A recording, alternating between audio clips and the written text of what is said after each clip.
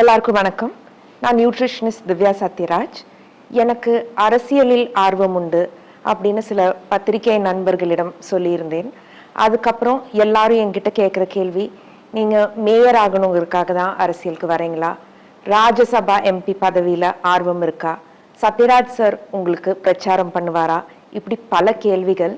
நான் பதவிக்காகவோ தேர்தலில் வெல்வதற்காகவோ அரசியலுக்கு வரணும்னு நினைக்கல. மக்களுக்காக வேலை செய்யறதுக்கு தான் அரசியலுக்கு வரணும்னு நினைக்கிறேன். நான் களப்பணிகள் செய்ய ஆரம்பிச்சு சில வருடங்கள் ஆகிறது. மகிழ்மதி இயக்கம் அப்படின்னு ஒரு அமைப்பு ஒரு 3 வருஷத்துக்கு முன்னாடி ஆரம்பிச்சேன். அந்த அமைப்பு மூலமா வறுமை கோட்டுக்கு கீழே இருக்கிற மக்களுக்கு இலவசமா ஊட்டச்சத்து நிறைஞ்ச உணவு வழங்கப்படுகிறது. வரும் தேர்தலில் போட்டியிட எனக்கு ஒரு கட்சியிலிருந்து அழைப்பு வந்தது உண்மைதான். ஆனால் எந்த ஒரு மதத்தை போற்றும் கட்சியுடனும் இணைவதில் விருப்பமில்லை.